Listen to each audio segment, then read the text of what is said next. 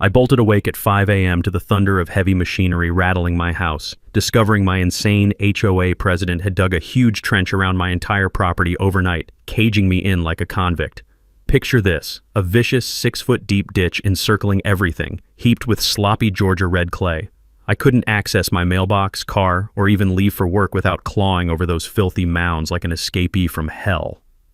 They snuck in at night, diesel smoke stinging the air, shovels grinding like screams, excavator snarling as if digging my grave. Patricia Thornfield aimed to scare me out of my grandma's inherited home. She gambled that a broke, divorced electrician couldn't challenge her HOA tyranny. What would you do if trapped in your own yard by a power-crazed neighbor? Hit like, comment your revenge fantasies, and say where you're watching from, 'cause this saga's about to demolish her empire. The fatal flaw. My secret 4K cameras caught every criminal dig, primed to nail her in court. Let me back up and tell you how I ended up trapped in my own home by a psychotic real estate agent with a god complex. My name's Marcus, I'm 45, and I'm an electrician who lost everything in a brutal divorce except my grandmother's little ranch house in Willowbrook Estates, Georgia. This place was my lifeline. Sound 200 square feet on 3/4 of an acre that sweet grandma left me when cancer took her 2 years ago. The house needed serious work, but it was mortgage-free and surrounded by $500,000 McMansions. Weekend mornings, the smell of sawdust and motor oil from my restoration projects mixed with wild honeysuckle growing along the back fence reminded me of visiting grandma as a kid, back when life made sense. I was living paycheck to paycheck, using every spare hour to slowly bring the place up to standards. Nothing fancy, just trying to honor grandma's memory while keeping a roof over my head. The stress of starting over at 45 had me waking up at 4 a.m. most nights, but this house was my anchor. Then I met my neighbor from hell. Patricia Thornfield is a 52-year-old real estate agent who treats Willowbrook Estates like her personal fiefdom. She lives in an $800,000 colonial across the street with landscaping so artificially perfect it looks like a funeral home display.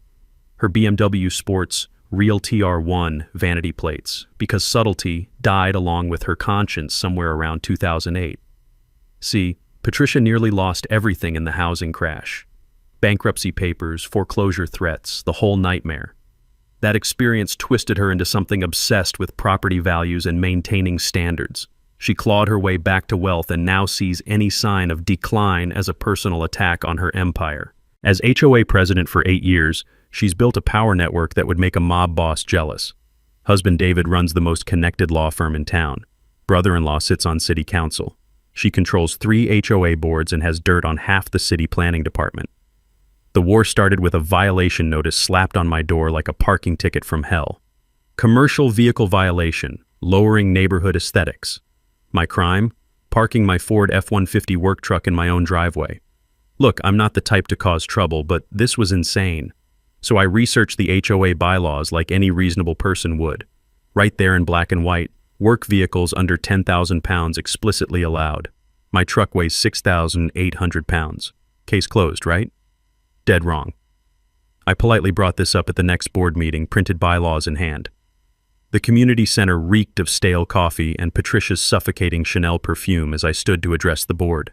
You could have heard a pin drop as I quoted the exact bylaw language. Perhaps, Patricia said, her voice dripping venom. You don't understand what it takes to maintain property values in a quality neighborhood. The way she said quality while staring at my work boots, that's when I saw the real Patricia. This wasn't about trucks or bylaws. This was about a classist bitch who couldn't stomach a working-class electrician contaminating her precious bubble. Her manicured nails drummed the table like a death march as other board members shifted uncomfortably.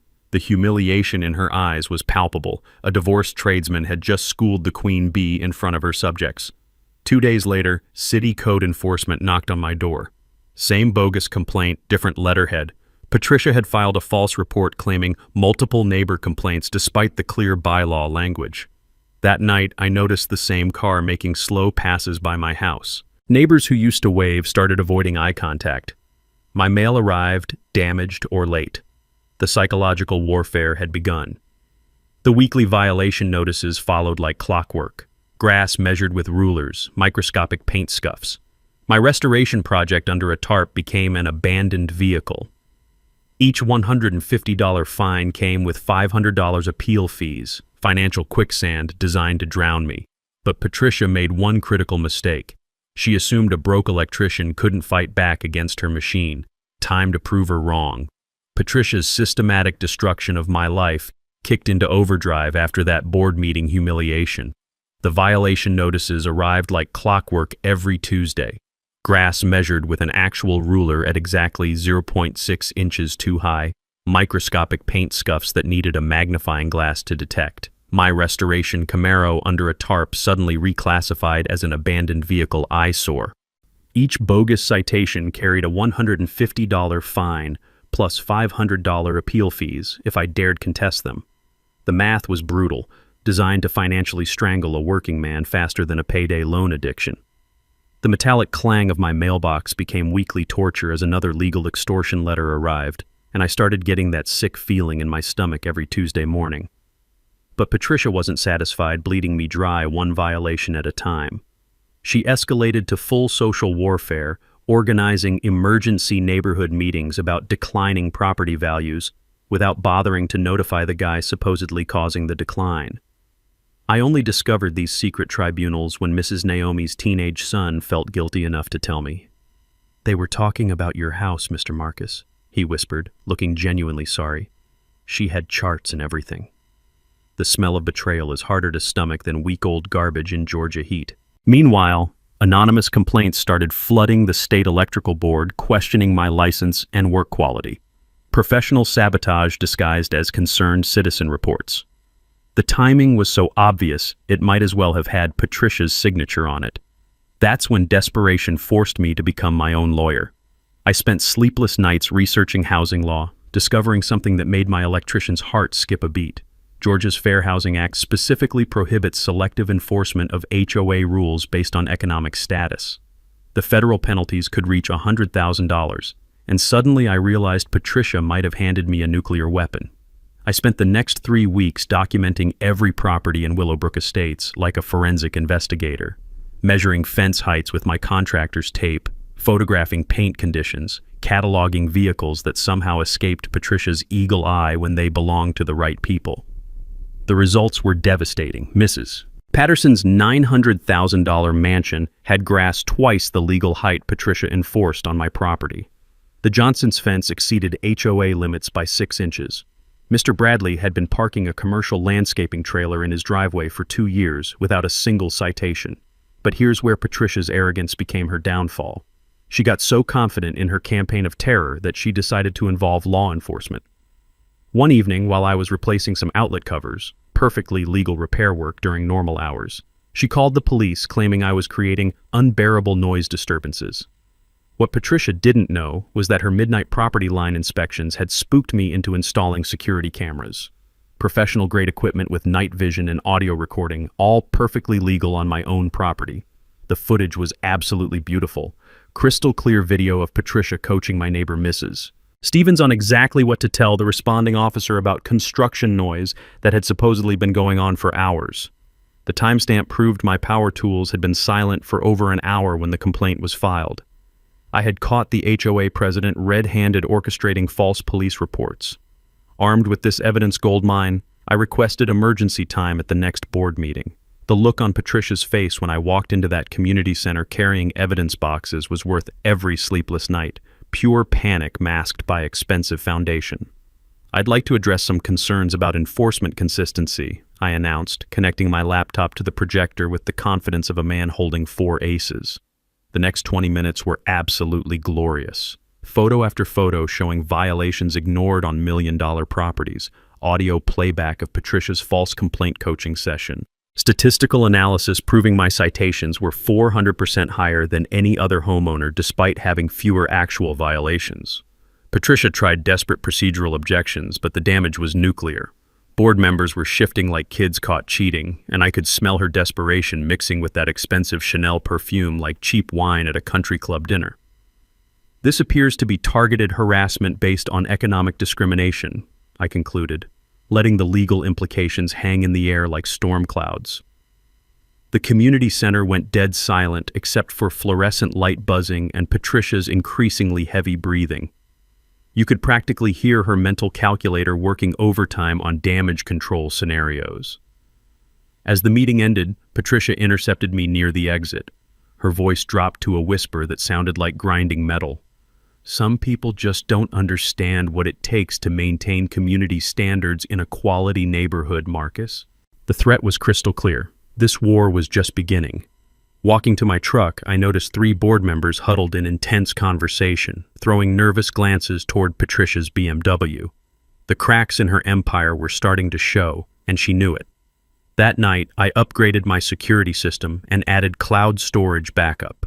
Something told me Patricia Thornfield was about to show me exactly how far a cornered real estate queen would go to protect her kingdom.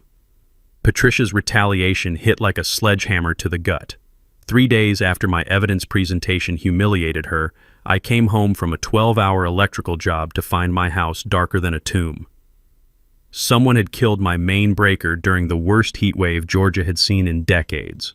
The timing was surgical precision. I'd been installing a commercial panel across town, unreachable for 8 hours straight. My refrigerator had been bleeding lukewarm water across the kitchen floor for hours, spoiling $200 worth of groceries I couldn't afford to replace.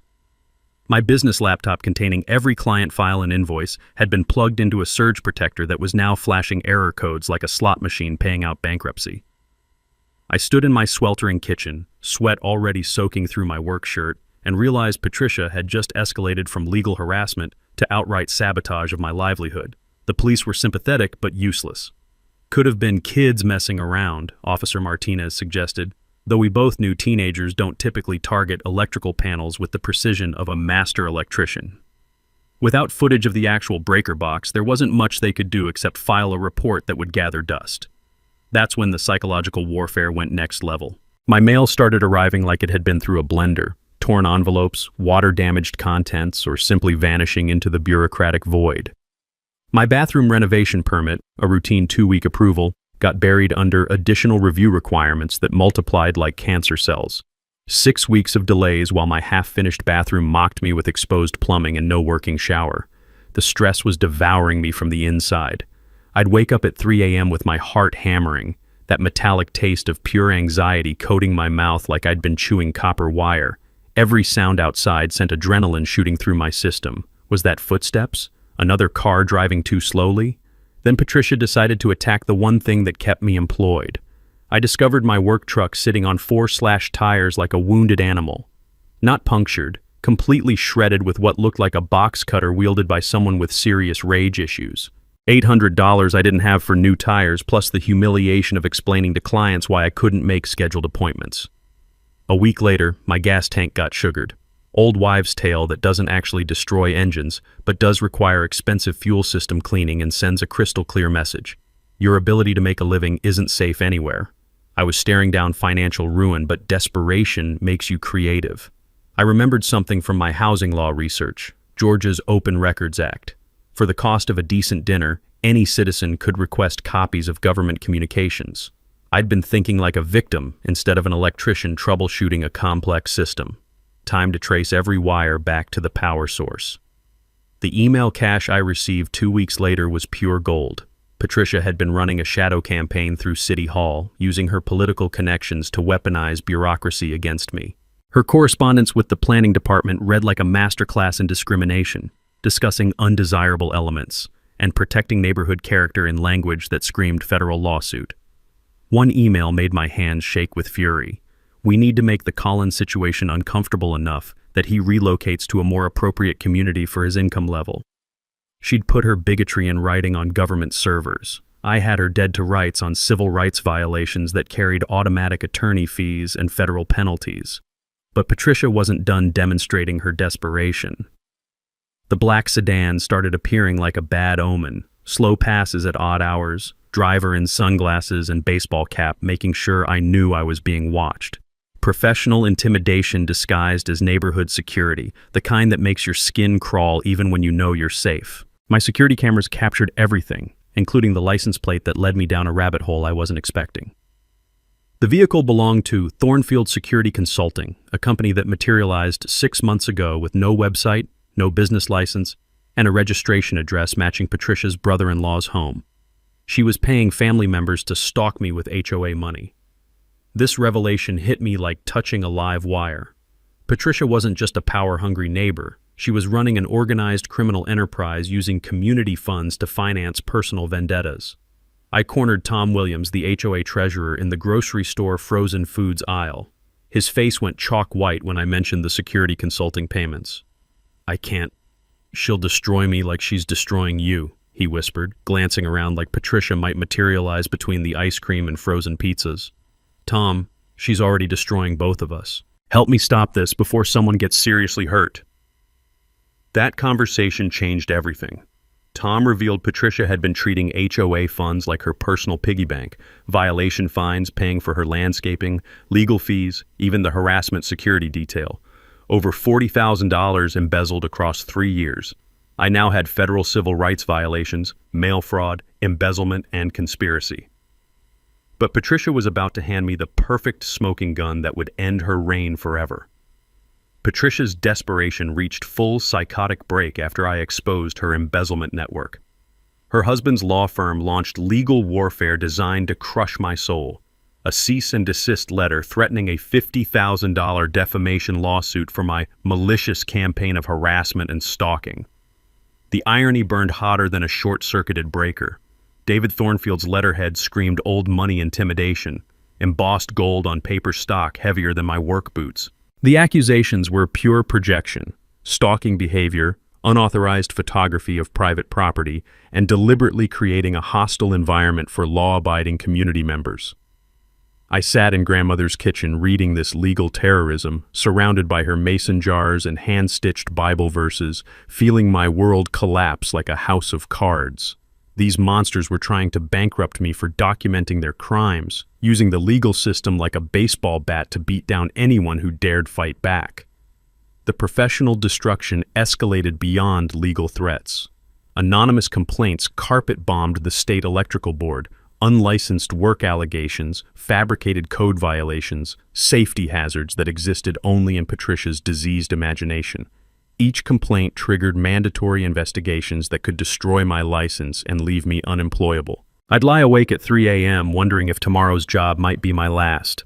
The taste of financial ruin metallic and bitter as burnt copper wire on my tongue. But Patricia's cruelest psychological torture was still coming. She organized a neighborhood block party with surgical precision, invitations to every house except mine. The RSVP cards requested family-friendly neighbors committed to community standards only. Translation: the working-class electrician isn't welcome at his own community celebration. Saturday afternoon became my personal hell. I watched through grandmother's lace curtains as my neighbors gathered in the street, sharing barbecue and beer while I sat isolated like a convicted sex offender. The sound of children's laughter mixed with adult conversations I'd never be part of again, while the smell of grilled burgers drifted through my screen door like torture designed by committee. Mrs. Naomi wouldn't even make eye contact when she walked past my house to join the festivities. That night, drowning in isolation and despair, I retreated to grandmother's bedroom to sort through her papers. Maybe I could find something, anything, that might help me survive Patricia's campaign to destroy my life. Grandma had been obsessively organized, keeping every document in manila folders that still smelled like her lavender soap and decades of love. Bills, receipts, warranties for appliances long since broken. The paper trail of a life lived with careful attention to detail. In a folder marked House Papers 1960, I found salvation. The original neighborhood development covenant signed when Grandma first bought this property for $8,400 cash. Legal language that looked ancient compared to modern HOA tyranny, but the implications hit me like grabbing a live wire with wet hands. Properties built before 1975 were explicitly exempted from decorative restrictions under a grandfather clause, designed to protect existing homeowners from future association overreach. Basic safety standards only, no aesthetic controls, no vehicle restrictions, no landscaping requirements. My house was built in 1962, 13 years before Patricia's HOA even existed. I read that covenant until my eyes burned, legal phrases swimming in my vision as the reality crystallized. Georgia property law recognizes original covenants over subsequent amendments unless property owners explicitly consent to new authority. Grandma never signed away her rights, which meant I'd inherited bulletproof legal protection. Patricia had no jurisdiction over my property. Every fine, every violation, every harassment campaign, all illegal from day one. This wasn't just a defense. This was a nuclear weapon that would vaporize Patricia's authority and expose years of illegal extortion across the entire neighborhood. But before I could process this victory, Patricia made her most desperate and catastrophically stupid mistake. I woke Saturday morning to the thunder of heavy machinery. Through my bedroom window, I watched 3 guys with excavators systematically digging a 6-foot trench around my entire property. No permits, no city approval, just cash-paid contractors creating a medieval moat to psychologically torture me into submission. The foreman avoided eye contact when I confronted him. Lady said emergency drainage, city approved yesterday. Pure bullshit. City offices don't issue weekend permits, and the smell of his lie was stronger than diesel exhaust choking my morning air. My security cameras captured everything in glorious 4K detail. Patricia arriving at dawn to personally direct the operation, pointing and gesturing like Napoleon commanding troops. Audio picked up her exact words. Dig it deep enough that he feels trapped like a rat. I want him climbing over dirt piles every time he leaves his house. Criminal confession recorded in high definition. But Patricia's paranoia drove her to one final fatal error. That afternoon, she filed an emergency restraining order claiming I'd threatened physical violence during our excavator confrontation. Complete fabrication designed to silence me before I could expose her crimes. She'd just added false police reports and perjury to her growing felony collection. Sitting in my dirt-surrounded house that evening, I realized Patricia Thornfield had just handed me everything needed to destroy her empire and send her to federal prison. Time to spring the trap publicly, brutally, and permanently. The grandfather clause discovery hit me like touching a live wire, but sitting in my dirt prison Sunday morning, I realized I'd only found the tip of the iceberg. While Patricia probably celebrated trapping me behind her medieval moat, I spread grandmother's documents across the kitchen table like crime scene evidence. The original 1960 covenant wasn't just legal protection, it was a time bomb that would detonate Patricia's entire empire. Reading deeper into the historical context made my hands shake with rage and anticipation. Willowbrook Estates was originally designed as affordable housing for working families, teachers, mechanics, factory workers, like my grandmother who cleaned rich people's houses to afford a piece of the American dream. The grandfather clause wasn't some legal accident. It was deliberately crafted to prevent exactly what Patricia had been doing, using wealth and fake authority to drive out working-class families. My grandmother had unknowingly armed me with a nuclear weapon. I called my attorney Monday morning, my voice cracking as I read him the exact covenant language. The silence stretched so long I thought he'd hung up on me. "Jesus Christ, Marcus," he finally whispered, and I could hear papers rustling frantically in the background. "Do you understand what you've just handed me? That Patricia can't legally touch my property? That she's been running a criminal extortion ring for years? That we now have grounds for federal RICO charges? That this woman could die in prison?" The implications hit like ice water flooding my veins. Patricia hadn't just overstepped her authority. She'd been systematically robbing families under color of fake law, targeting people who couldn't afford to fight back. But the revelation got exponentially worse for Patricia. My attorney's emergency research revealed 17 other original properties in the neighborhood with identical grandfather protections. Families who'd been paying Patricia's illegal fines for years, bleeding money they couldn't afford to a woman who had zero legal authority over their homes. Mrs. Naomi alone had paid $3,400 in bogus violations. The Ramirez family had forked over $2,800. Working families choosing between Patricia's extortion and putting food on the table, while she used their stolen money to fund her lavish lifestyle. "We're talking organized racketeering," my attorney explained, his excitement crackling through the phone like electricity. 20 years federal prison minimum, complete financial destruction. This is career-ending for everyone who helped her. The power dynamic had exploded like an overloaded transformer. I wasn't some helpless victim anymore. I was a federal witness holding evidence that would obliterate an entire criminal network. But Patricia's vulnerability ran deeper than legal exposure. Her financial records subpoenaed that week revealed the psychological cancer driving her obsession. The 2008 crash had left her mortgaged to her eyeballs, living on credit and borrowed time. Every month was a knife-edge balance between maintaining her facade and sliding back into bankruptcy hell. My modest house represented her worst nightmare, proof that authentic working people belonged in her neighborhood. a daily reminder that her wealth was built on leveraged lies and stolen authority. She'd declared war on me because I embodied everything she feared about herself. The FBI Financial Crimes Unit opened formal investigation within 72 hours. Mail fraud, wire fraud, civil rights conspiracy, racketeering, charges that would strip her of everything she'd built on the backs of innocent families.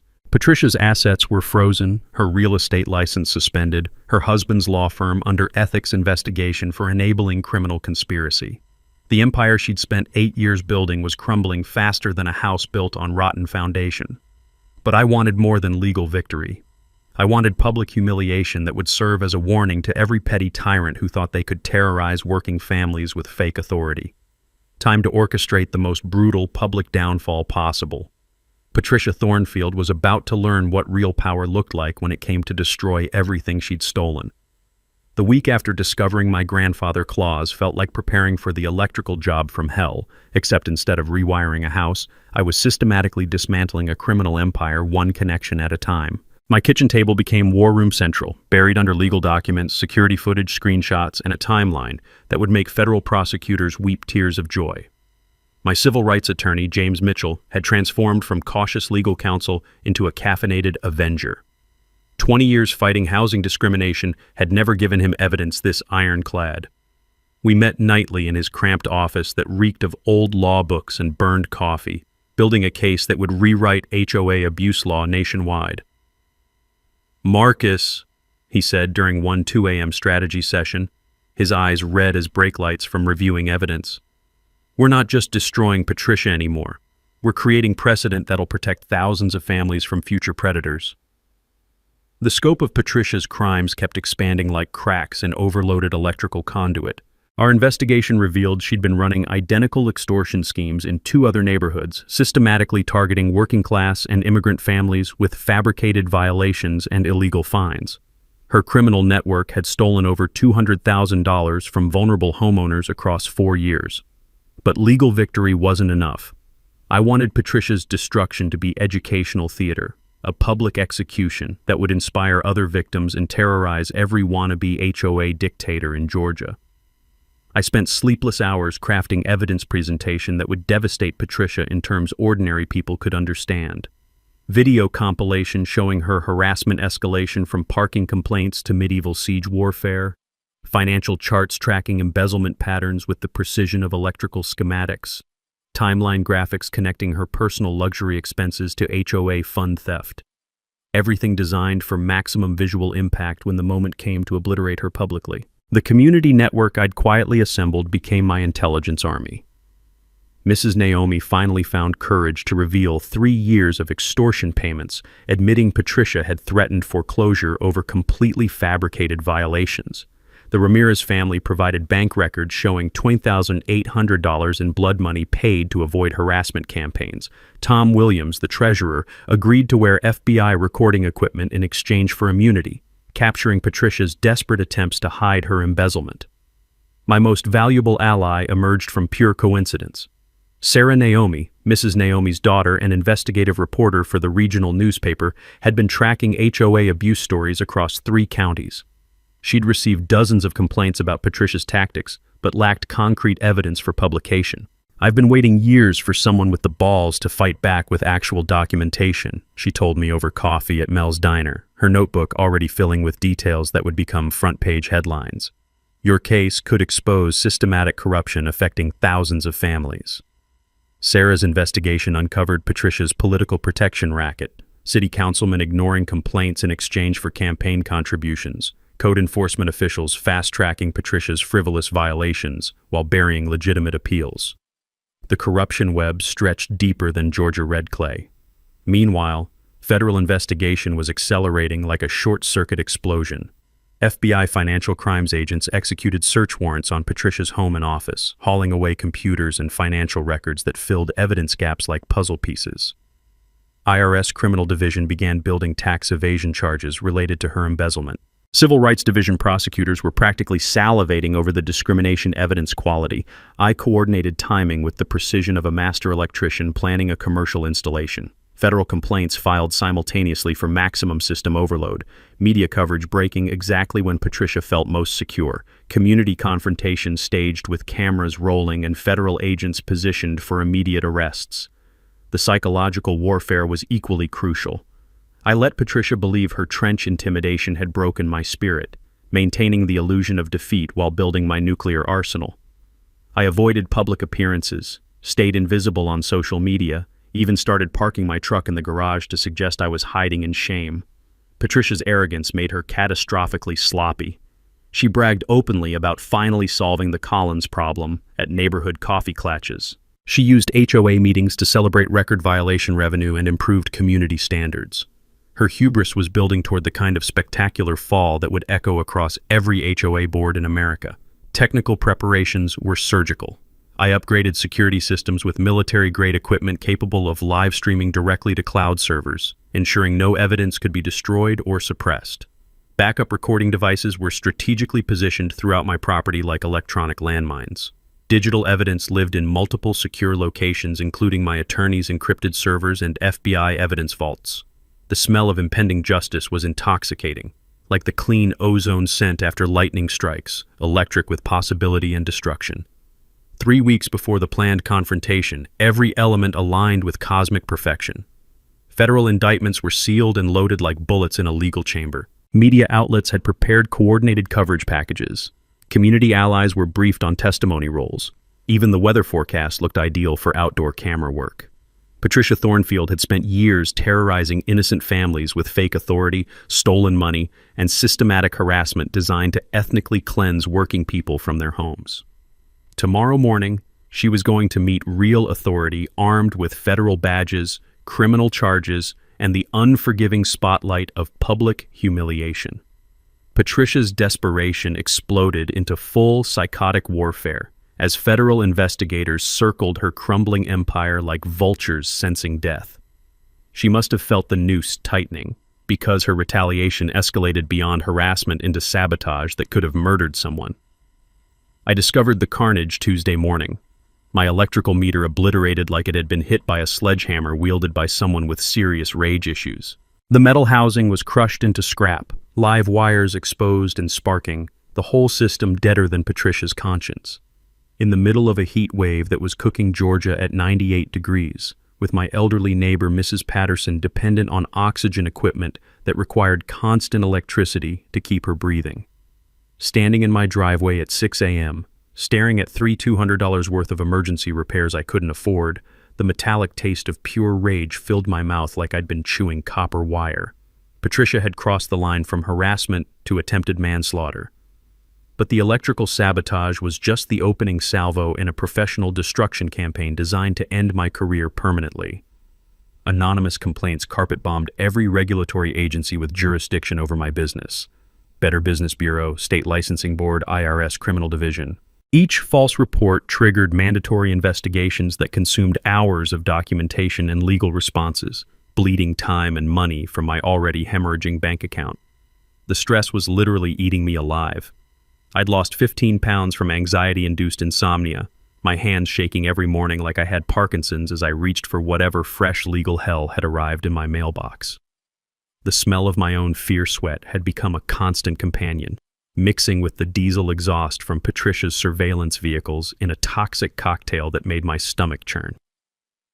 Patricia's husband's law firm escalated the legal terrorism with 7 consecutive cease and desist letters, claiming my evidence gathering constituted criminal stalking under Georgia Penal Code. Pure projection designed to drain my legal defense fund before the real battle began, each letter carrying threats of felony prosecution and financial ruin. But the psychological torture reached surgical precision with Patricia's neighborhood safety patrol, organized surveillance that treated me like a registered sex offender in my own community. They photographed every visitor, recorded license plates of anyone who dared support me, and maintained detailed logs of my daily movements like I was plotting terrorist attacks instead of trying to survive economic warfare. The humiliation burned hotter than touching a live wire. Neighbors who'd known me for years now watched me with suspicious eyes, wondering what terrible crimes I'd committed to deserve such community-wide monitoring.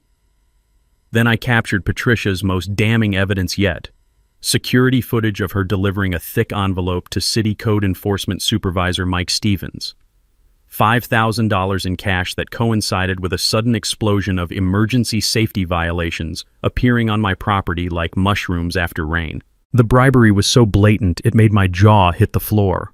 Patricia was literally purchasing government officials to weaponize public authority against a private citizen, corrupting taxpayer-funded positions to execute her personal vendetta. But her witness intimidation campaign revealed the true scope of her criminal empire. Every neighbor brave enough to support me faced immediate financial retaliation. Mrs. Naomi got slammed with $800 in retroactive landscaping violations that had been ignored for 3 years. The Ramirez family received $200 in paint and fence citations for conditions that existed when they bought their house. My audio surveillance captured Patricia's midnight enforcement tours, her voice carrying clearly as she documented previously ignored violations with measuring tape and vindictive precision. Anyone stupid enough to help that man will learn what crossing me costs their bank account. A criminal conspiracy and witness intimidation, all recorded in courtroom-quality audio. The mini twist that destroyed Patricia's last shred of credibility came through her own desperate arrogance. She filed a false police report claiming I'd threatened violent assault during a chance encounter at Home Depot, complete with fabricated witness statements and Academy Award-worthy tears about feeling terrorized in her own community. What Patricia's paranoia missed was Home Depot's comprehensive security camera system. The footage was devastating. Clear video of her stalking me through the electrical aisle, deliberately creating confrontation, then immediately speed dialing 911 with completely fabricated claims about being threatened. Detective Rodriguez reviewed the evidence with the expression of someone who'd just watched a toddler lie about stealing cookies while chocolate covered their face. "Ma'am, this footage shows you pursuing Mr. Collins, not the opposite. Filing false police reports is a Class D felony." Patricia's response was pure, unhinged desperation. "That man is destroying everything I've built. Someone has to stop him before he ruins the entire neighborhood." But her confession was recorded, adding perjury and filing false reports to her expanding felony collection. The FBI task force now possessed enough evidence to prosecute organized crime conspiracy that would send Patricia to federal prison for decades. Wire fraud, mail fraud, bribery, civil rights violations, witness intimidation, a criminal enterprise that had terrorized innocent families for years. Patricia Thornfield was about to discover that destroying working people's lives carries consequences that would obliterate everything she'd stolen. Patricia's final descent into criminal madness began with a digital assassination campaign that felt like being mauled by a pack of cyber wolves. Anonymous social media accounts materialized overnight, spreading poison about my history of violence against women and dangerous mental instability that made me sound like a serial killer loose in suburbia. The fake Facebook profiles were professionally crafted with stolen photos and fabricated backstories, posting detailed lies about me threatening elderly neighbors and operating illegal electrical work that endangered public safety. Each post generated dozens of shares and comments from people who'd never met me but were convinced I was a menace to society. But Patricia's employment sabotage hit like a sledgehammer to the solar plexus. She contacted my supervisor at Henderson Electric with such convincing lies about federal fraud investigations that I got suspended pending company review. 20 years of spotless reputation destroyed by a single phone call filled with fabricated evidence and crocodile tear concern for employee safety. Sitting in my supervisor's office, watching my career crumble while the smell of sawdust and honest work mocked me from the shop floor, I felt something die inside my chest. This wasn't just about property disputes anymore. Patricia was systematically erasing my ability to survive as a human being. The neighborhood siege escalated into full-scale psychological warfare designed to drive me to suicide or murder. Patricia's safety patrols treated me like a registered sex offender, photographing every visitor and maintaining detailed surveillance logs that made leaving my house feel like escaping prison. The constant watching eyes made my skin crawl like I was covered in fire ants. But the social isolation campaign was surgical in its cruelty. Patricia created Willowbrook Safety Concerns, a private Facebook group dedicated to spreading lies about my threatening behavior and property value destruction. Screenshots revealed neighbors I'd considered friends sharing posts about feeling unsafe due to my presence in their community. Mrs. Naomi, whose electrical problems I'd fixed for free dozens of times, posted about feeling intimidated by his constant surveillance and documentation activities. The Johnsons, whose Christmas lights I'd repaired every year for a decade, shared genuine-sounding concerns about my increasingly erratic and unstable behavior. The betrayal tasted like drinking battery acid, burning, toxic, and impossible to swallow without permanent damage. Then Patricia made her most legally catastrophic mistake yet, driven by desperation that had completely severed her connection to reality. She filed a fraudulent mechanics lien against my property, claiming $8,000 in unpaid emergency HOA assessments for landscaping damage and enhanced security expenses. The paperwork was professionally forged with fake invoices, counterfeit contractor signatures, and backdated authorization documents designed to cloud my property title and prevent any sale or refinancing. But greed made Patricia sloppy. She dated work orders before the alleged damage occurred, and the contractor signatures didn't match state licensing database records. My attorney nearly danced when he discovered the fraud. "Marcus, she just committed felony document forgery that's worth 5 additional years in federal prison. This woman has completely lost her mind." Patricia's final act of desperation revealed the full scope of her psychological breakdown. She petitioned City Council to declare my property a public health hazard requiring immediate condemnation and forced demolition, supported by fabricated inspection reports claiming rodent infestations, toxic mold, and structural collapse risks. The fiction was elaborate enough to fool casual review, but my security cameras captured the truth in devastating detail. Patricia had spent 3 nights planting evidence, dumping garbage, spreading dead rats, and creating fake water damage to support her condemnation petition. Audio recordings caught her instructing accomplices with the precision of a crime boss. "Scatter the rat carcasses near the foundation. Pour this motor oil under the back porch to simulate septic problems. We need photographic evidence that forces the city to condemn this shithole." Criminal evidence tampering and filing false government documents, all captured in courtroom-quality video that would make federal prosecutors climax with excitement. But the fifth and final mini-twist that guaranteed Patricia's destruction came through pure poetic justice. At Morrison's coffee house, celebrating what she believed was imminent victory with her shrinking circle of supporters, Patricia got drunk on overconfidence and started running her mouth loud enough for half the establishment to hear. "The Collins situation will resolve itself within 30 days, she announced with the swagger of someone who'd never faced real consequences. "I've got City Hall connections that will condemn his property and force a fire sale. Some people need to learn their place in quality communities like ours." What Patricia's arrogance missed was Sarah Naomi sitting 2 tables away, recording every word on professional equipment that captured discriminatory intent with crystal clarity. "People like Collins bring down property values just by existing," Patricia continued, her voice carrying clearly across the coffee shop. "Working-class trash doesn't belong in neighborhoods built for successful families." Federal hate crime enhancement evidence recorded in high-definition audio that would add mandatory minimum sentencing to her already devastating criminal charges.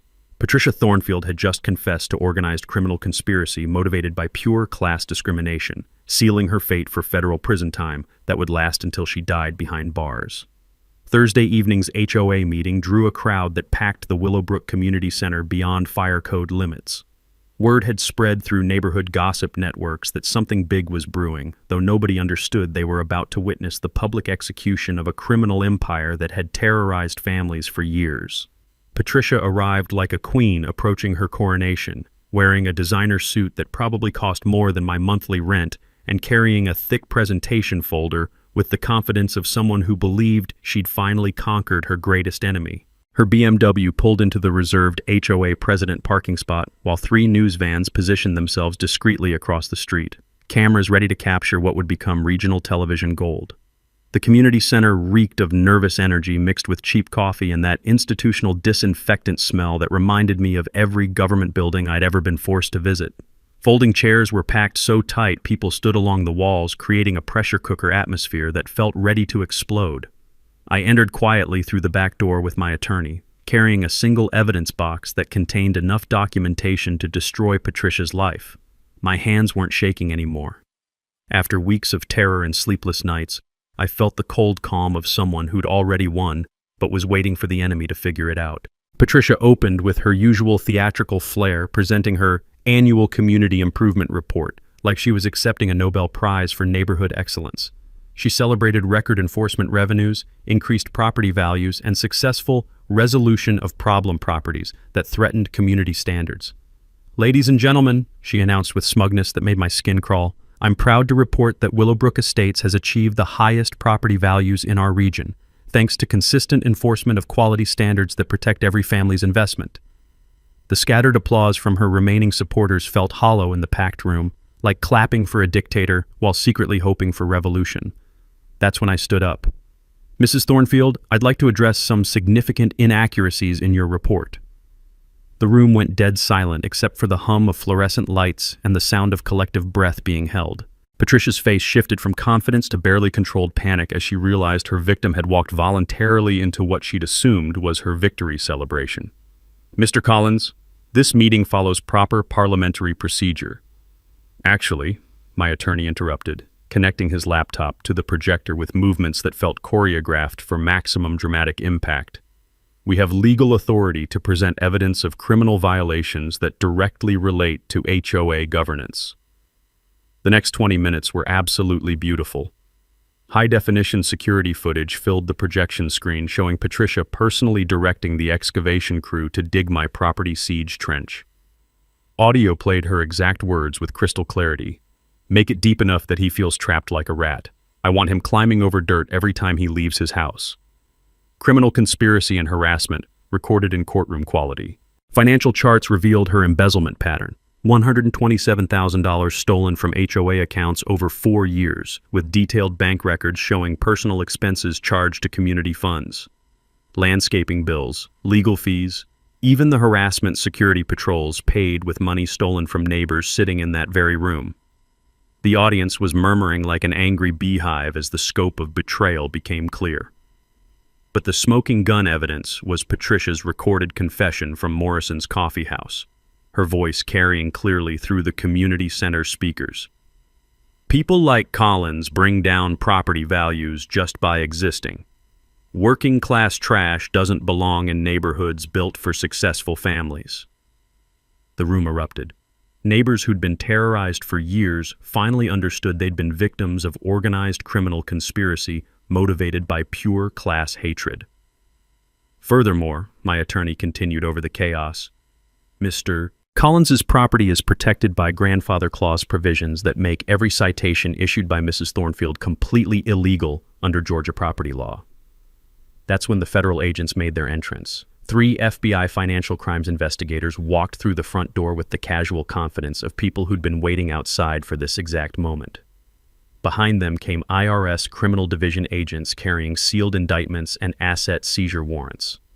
"Patricia Thornfield," Special Agent Rodriguez announced in a voice that cut through the community center noise like a chainsaw, "you're under arrest for federal civil rights violations, mail fraud, wire fraud, and conspiracy under color of authority." The sound of handcuffs clicking echoed through the stunned silence like gunshots. Patricia's composure finally shattered completely.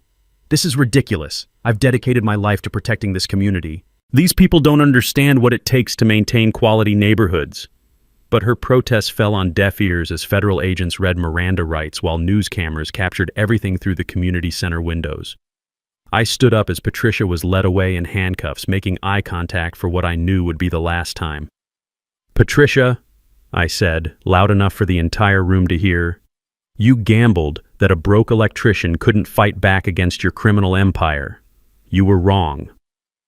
The standing ovation that followed was the sweetest sound I'd ever heard.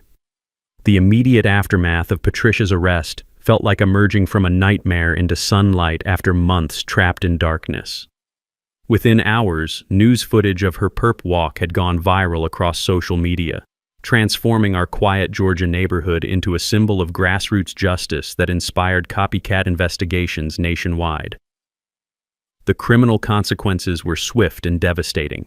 Patricia received 18 months in federal prison, 3 years probation, and $150,000 in restitution to her victims. Her real estate license was permanently revoked. Her husband's law firm faced ethics sanctions that forced him into early retirement, and their family declared bankruptcy within 6 months as legal fees and asset forfeitures consumed their stolen wealth. But the civil settlement changed my life completely. The HOA was forced to pay $185,000 in damages plus $67,000 in attorney fees, funded through emergency assessments on the properties Patricia had protected from enforcement. Justice served with mathematical precision. The families who'd benefited from her selective enforcement finally paid for the privilege. My property transformation became neighborhood legend. The trench site was converted into a beautiful community garden where families now gather for weekend barbecues and children learn to grow vegetables. Property values increased 23% after Patricia's removal, proving that authentic community cooperation beats authoritarian control every single time. Marcus Electrical expanded to 12 employees as my reputation for integrity spread across 3 counties. Clients sought me out specifically because they'd heard about someone who fought corruption and won, turning my legal victory into the kind of business success that money can't buy, but character always earns. The neighborhood itself underwent revolutionary change under new HOA leadership that prioritized transparency and fairness over arbitrary enforcement. Financial oversight procedures prevent future embezzlement. Violation appeals include independent review, and enforcement policies apply equally regardless of homeowner income or background. But the most meaningful transformation was personal. 6 months after Patricia's conviction, Sarah, Naomi, and I started dating, bonding over our shared commitment to exposing corruption and protecting vulnerable families. A year later, she moved into grandmother's house, bringing warmth and laughter back to rooms that had echoed with too much loneliness. Our wedding reception was held in the community garden that replaced Patricia's siege trench, with neighbors who'd supported me during the darkest months, celebrating love growing from ground that once symbolized hatred and division. The social good initiative that grew from this experience became my proudest legacy. The Marcus Electrical Scholarship Fund, established with $50,000 from my settlement, provides full trade school tuition for disadvantaged youth pursuing electrical careers.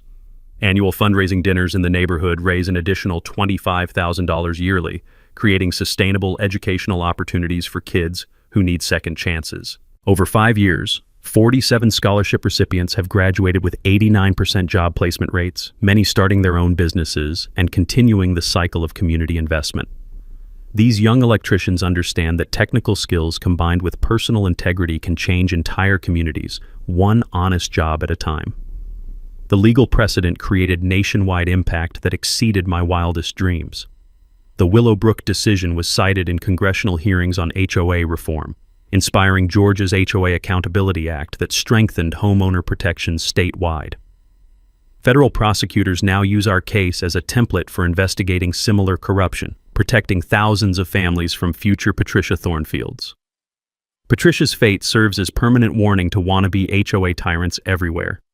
She served 14 months in federal minimum security prison, lost her home to legal fees and restitution, and moved to a different state where she works retail for minimum wage. Her attempts to rebuild credibility fail repeatedly as background checks reveal her federal conviction for civil rights violations and embezzlement. Meanwhile, our neighborhood has become a model for HOA governance that balances community standards with individual rights. Delegation visits arrive monthly from other associations, seeking guidance on preventing abuse while maintaining property values through cooperation instead of coercion. The annual Justice Day celebration, held every Thursday evening in the community garden, raises funds for legal aid organizations helping other HOA abuse victims. These gatherings remind us that ordinary people possess extraordinary power when they refuse to accept injustice and fight back with intelligence, persistence, and community support. 5 years later, sitting in my beautifully renovated home with Sarah planning our first child's nursery, I sometimes remember that terrifying morning when I woke up trapped behind Patricia's siege trench. The contrast between then and now feels miraculous, proof that courage and documentation can defeat even the most entrenched corruption. So here's my message for anyone trapped under HOA tyranny. Document everything ruthlessly, research your legal rights thoroughly, build community support strategically, and never let petty tyrants convince you that their authority is legitimate just because they claim it loudly. Drop your HOA horror story in the comments. You'll be shocked how many neighbors face similar bullying, but together we can fight back and win. If you love seeing corrupt bullies get exactly what they deserve, smash that subscribe button because we've got more David versus Goliath justice stories coming that'll restore your faith in fighting back against impossible odds. Remember, evil wins only when good people stay silent. Justice takes time, but it's always worth the fight. That's all for today's HOA Madness. If watching justice serve itself made your day, smash that like button, share your thoughts down below, and make sure you're subscribed. More outrageous neighborhood showdowns are just around the corner.